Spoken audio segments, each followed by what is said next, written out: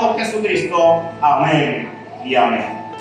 Bien, amados hermanos, le damos gracias a Dios, que le gloria y honra y alabanza en esta mañana. Bien, amados hermanos, en nuestra realidad de hoy en día, yo quiero decirle algo interesante, y es de que hoy en día existen más de 4.200 religiones en el mundo. ¿Cuántas? 4.200 religiones en el mundo. No cree usted que solamente existen los testigos de Jehová, solamente los mormones, somos los evangélicos, solamente los pentecostales. No, 4.200 religiones hay en el mundo. Para el año del 2017, el 30% de la población mundial profesaba ser cristiana. Oigan, en el año 2017 el 30% de la población mundial decía ser cristiana. Aunque el cristianismo es la religión más grande y difundada del mundo en el 2017, hay diversidad de opiniones y credos bajo el nombre del cristianismo. Hay muchas personas que se autodenominan ser cristianos, pero cuando se profundiza en lo que creen o cómo ellos ven la Biblia, encontramos que son personas que aún no podríamos confirmarlo si verdaderamente son cristianos en Dios.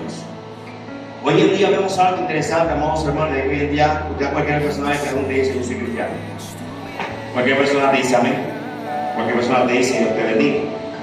En una encuesta recién llevada por unos ministerios en Estados Unidos, hallaron resultados abrumantes, y la mayoría afirma que Jesús murió por sus pecados y que resucitó al tercer día. Pero, hay un pero, y es de que el 59% de las encuestas creen que el Espíritu Santo es una fuerza y no una persona. Uno de cada 3 cristianos creen que la creencia religiosa es una cuestión de opinión y no es una verdad absoluta. Otros, el 54% creen de los mileniales cristianos, consideran que el sexo fuera del matrimonio es pecaminoso. Sin embargo, el 51% cree que la condena de la Biblia al compartimiento del homosexualismo está desactualizada. Y el 46% cree que la identidad de género es una opción. Estamos hablando de gente que profesa ser cristiana. Estamos hablando de un pueblo que dice creer en Jesús. Hablamos de gente que dice que lee la Biblia y cree en la Biblia. Pero vemos cada opinión de cada uno. Entonces, por los hallazgos más importantes y preocupantes fueron que el 52% de los evangélicos encuestados creen que la mayoría de las personas son básicamente buenas. Y el 51% dijo que cree que Dios acepta la adoración de todos los religiosos o de todas las religiones. Y el 78% dijo que si cree que Jesús fue el primero y más grande criatura que Dios pudo haber hecho en este mundo. No podemos dar por sentado que estos números son buenos, y afirman que toda religión que profesa ser cristiana es realmente fiel a la palabra de Dios. Todo esto nos deja con una carga, y nuestra tarea hoy, amados hermanos, es ver a través de la luz de la palabra lo que verdaderamente Dios habla acerca de todo esto. Hoy en día hay una gran decadencia, amados. ¿Y por qué le leo esto? Y ustedes pronto dirán: cuando leí una cosa, ¿y por qué ahora dice? Le leo esto, amados hermanos, porque hoy en día cualquiera se hace llamar cristiano. Hoy en día cualquiera profesa una fe. Y hoy en día yo me congrego, yo hago esto, hago lo otro, yo ofrendo, yo diezmo, como decía la hermana al iniciar. Creo que porque yo doy una ofrenda, doy un diezmo, doy algo a la iglesia, ya con eso basta y sobra. Porque yo me congrego en todos los servicios, con eso basta y sobra. Porque yo voy a tal iglesia, no, yo voy a la iglesia fulano de tal, el del apóstol fulano de tal, el evangelista, el pastor fulano de tal, el renombrado, la iglesia inmensa. Creemos que con eso basta. Inclusive, amados hermanos, muchas veces hay muchas personas que creen que son cristianas porque hicieron una oración de fe. Y el error más grande que hemos cometido nosotros como iglesia, me incluyo yo, amados hermanos, es engañar a la gente poniéndola a repetir una oración de fe. ¿Por qué razón? Porque es que cuando nosotros colocamos a esa persona a hacer una oración de fe, muchas veces esa persona no tiene la intención de buscar a Dios. Solamente la obligamos a repetir como logos. Y ella lo hace por obedecer al amigo, a la amiga que lo invitó a la campaña o al culto, para no quedar mal, o para no quedar mal delante de la gente, porque ya la persona dice, y la persona va por no pasar la pena en la reunión. Pero terminó de hacer la oración y después se va por una parranda de bebé. Terminó de hacer la oración y se va para de la otra mujer. Terminó de hacer la oración y la muchacha se fue para la verbena a acostarse con cualquier muchacho. Entonces, amados hermanos, hoy en día cualquiera se predomina o se hace llamar cristiano. Como también hoy en día muchos se hacen llamar ministros de Dios, no lo son. Yo soy pastor y Dios nunca me lo. Yo soy apóstol, Juan, y se predominan, se autollaman apóstoles, profetas, evangelistas, pastores, maestros, cuando Dios no los ha llamado.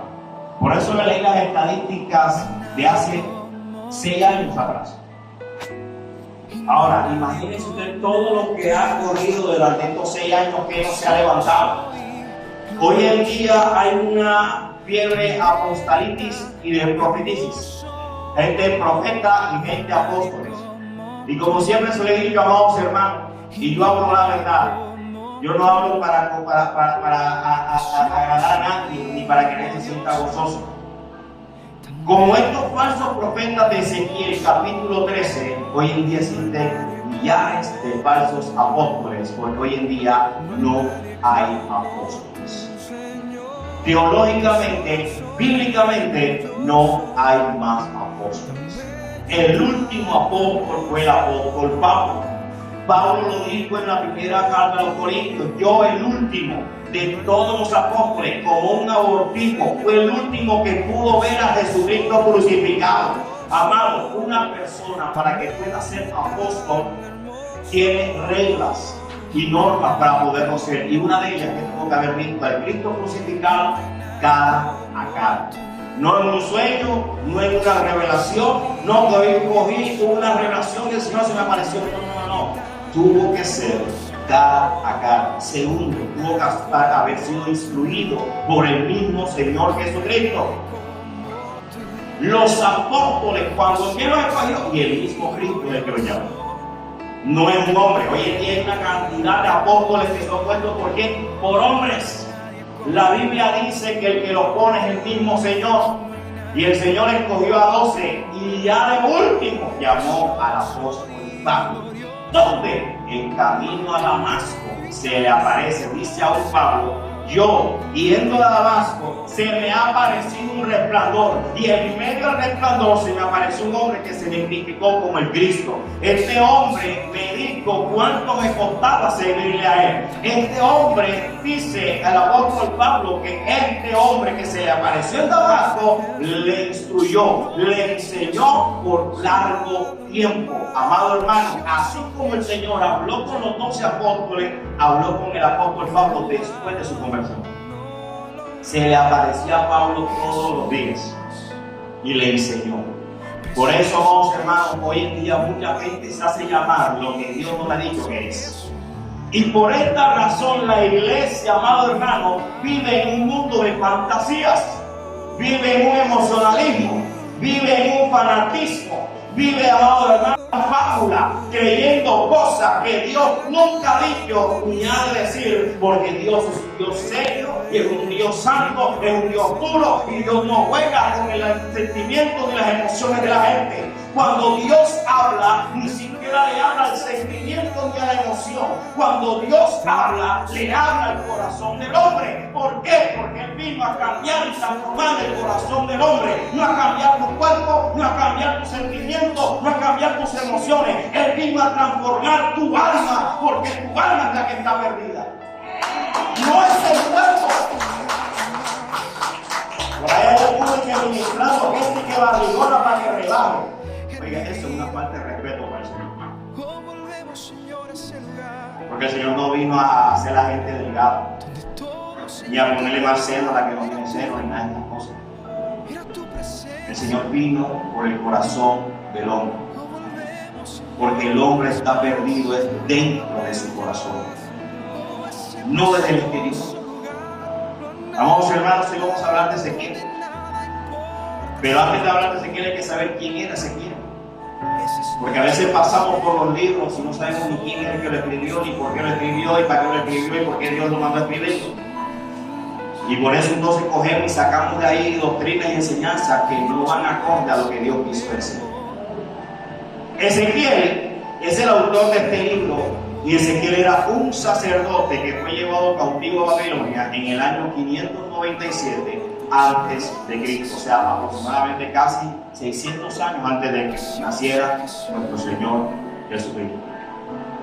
Este hombre, durante la segunda ola del exilio, a la edad de 26 años, fue junto con Joaquín, el rey Joaquín, y otros habitantes importantes de la nación. Esto usted lo puede hallar en Segunda de Reyes, capítulo 24, versículo 10 al 17. Puede hallar cuando estos hombres fueron llevados a ese exilio. En medio del cautiverio recibió su llamado como profeta a los exiliados a la edad de 30 años. Ahora, él fue llevado cautivo ¿a qué edad? 26 años. ¿Cuándo lo llamó Dios como profeta? A los 30 años. O sea, tenía 4 años de haber estado en cautiverio cuando Dios lo llama como profeta. Hoy en día, amados hermanos, una persona llega a la iglesia, le pone la mano porque así te dice el Señor, te ha llamado para esto, y ya la semana tiene iglesia montada. Bendición, amado hermano. Pasó 4 años. Pero recuerden, mire quién era Ezequiel. ¿Era un qué? Sacerdote. Amado, Dios no llama a cualquiera. Cuando Dios llama a alguien, lo llama porque esa persona tiene un conocimiento de Él.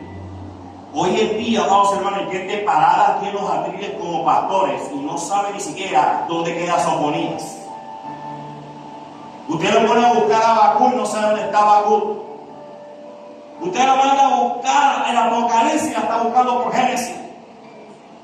No conoce la Escritura y se paran aquí a hablar una cantidad. Hermano, hay hasta ministros que ni siquiera abren la Biblia y empiezan a hablar cosas que no tienen nada que ver con la Escritura de Dios.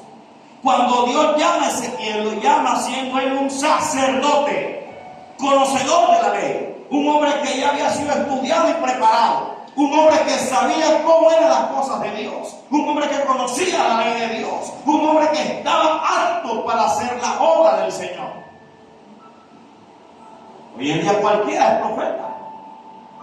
Por eso le veía al principio las estadísticas de cuántas personas se hacen llamar cristianas. Hoy en día cuántos se hacen llamar profetas. Y hoy en día está esta fiebre. Hoy en día viene el pastor profeta, el evangelista profeta, el apóstol profeta, el ministro profeta, y todo el mundo es profeta. Y como lo llaman profeta, empieza a tirar lengua como loco y empieza así dice el Señor. Y ahora vamos a ver la definición de lo que Dios está hablando en contra de estos profetas. ¿Será que Dios está hablando? El reino de Judá se encontraba frustrado en el año 600 a.C. bajo el gobierno de Nabucodonosor. Se había llevado una ley y entre ellos estaba también Daniel. Daniel era contemporáneo con Ezequiel. En el cautiverio, los babilonios dejaron como rey a Joaquín, quien juró lealtad al rey de Babilonia, pero luego buscó apoyo en Egipto para romper su juramento de lealtad.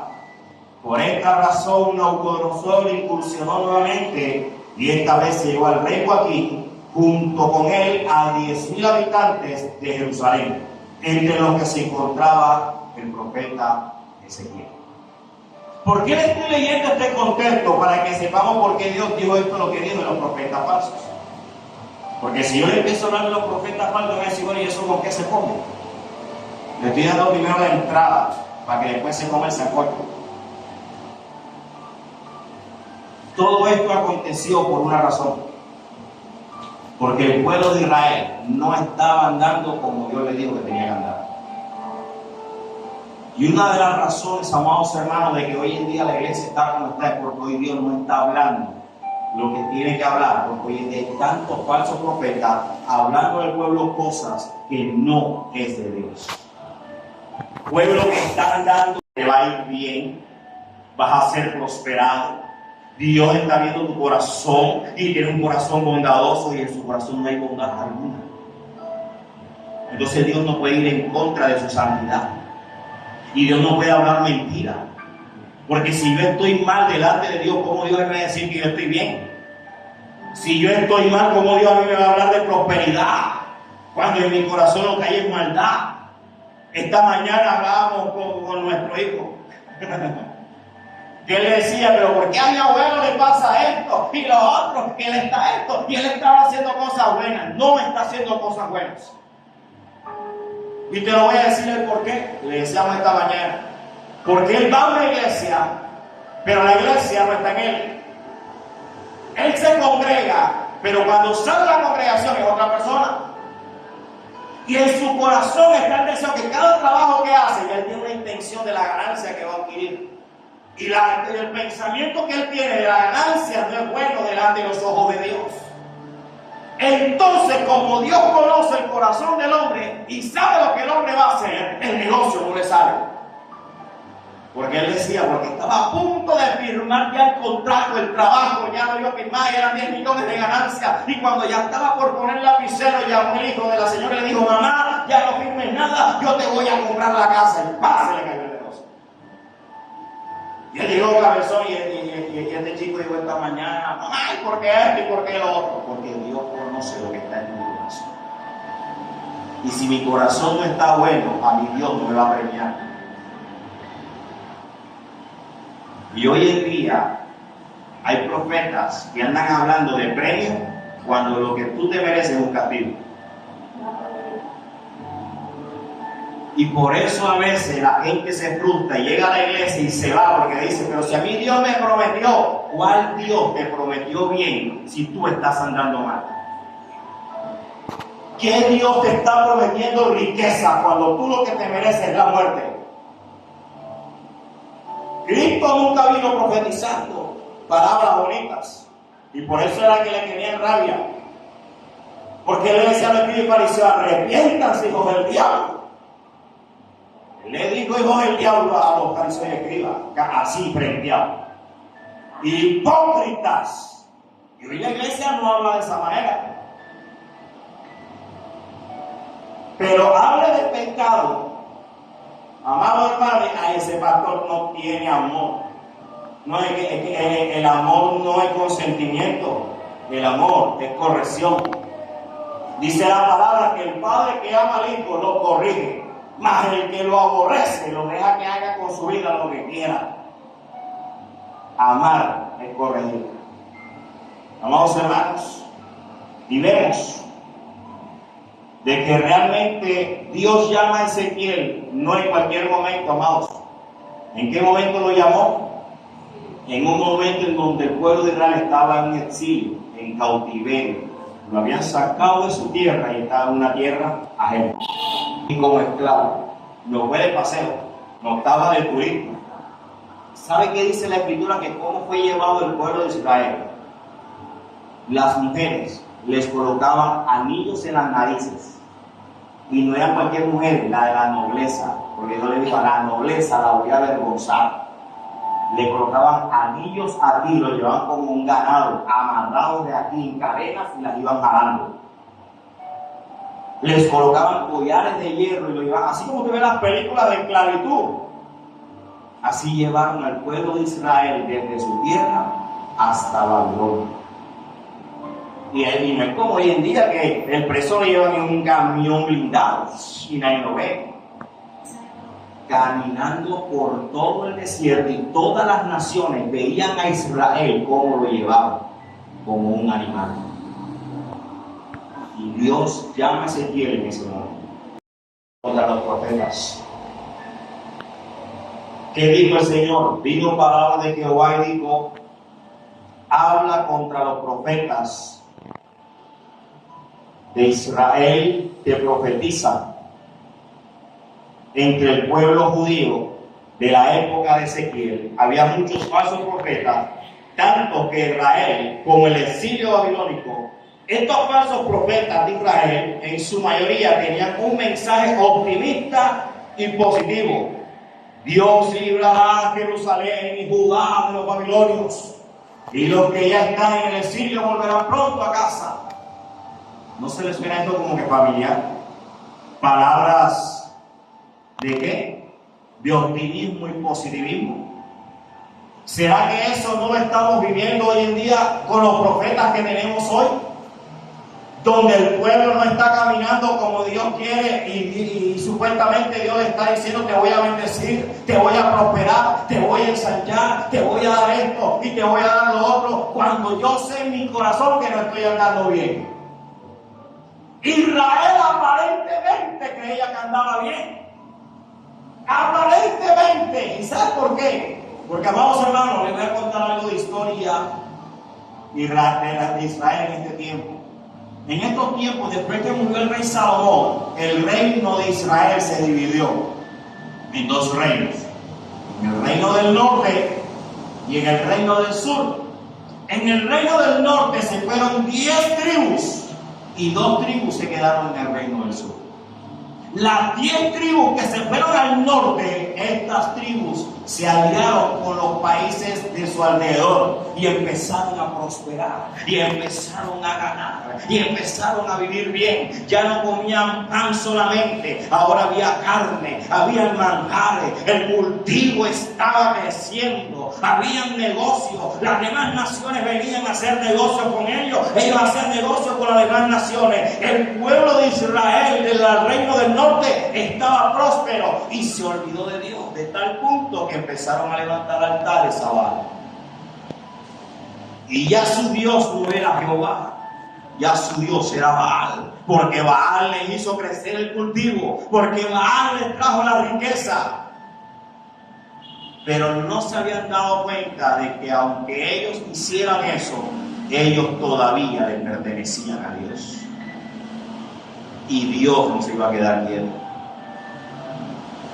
Y vemos desde Isaías cómo Dios empieza a hablar, cómo desde Jeremías y cada uno de estos profetas, Dios le empieza a hablar y les empieza a decir todo lo que iba a hacer con ellos. Vaya ahí en Isaías capítulo 23, versículo 15. Los profetas le decían todo de optimismo, todo de bien. No se preocupe, Jerusalén y Judá, los babilonios, Dios los librará y que estarán fuera del exilio. Pero yo quiero que usted me diga, ¿qué le dijo Dios a través de Isaías 23:15? ¿Qué dice Isaías 23:15? Acontecerá que en aquel día que Tiro será puesta en olvido por 60 años, como días de un rey. Después de los 60 años cantará Tiro canción como de ramera. Toma arpa y rodea la ciudad, oh ramera olvidada. Haz buena melodía, reirá la canción para que sea recordada, y acontecerá que al fin de los 60 años visitará Jehová a Tiro y volverá a reverenciar, y otra vez fornicará con todos los reinos del mundo sobre la faz de la tierra, pero sus negocios y ganancias serán consagrados a Jehová. No se guardará ni se atesorará, porque sus ganancias será para los que viven delante de Jehová, para que coman hasta la muerte y vistan en todo el plano. Amén. Los profetas que dijeron: no se preocupen, Dios nos ha sacado de todas, de esta nos sacará Jehová. Dios nos librará de los babilonios, volveremos a nuestras casas, saldremos del exilio y volveremos a nuestras riquezas. Pero ¿qué le dijo Dios a ellos antes de que esto sucediera? Arrepiéntanse, regrésense a mí, porque si no, cuando Dios está hablando ahí de ti, no está hablando de una persona en general, se estaba refiriendo a Israel, de que estaba próspera, que estaba bien enriquecida, y le dijo: y me los voy a llevar cautivo. ¿Por cuánto? 70 años. ¿Cuánto? 70 años. Y ellos pensaban: no, ya mañana salimos de esta. Eran 70 años. Después de los 70 años dijo Dios: me acordaré de ti y vendré por ti. Pero después que pase 70 años sufriendo allá,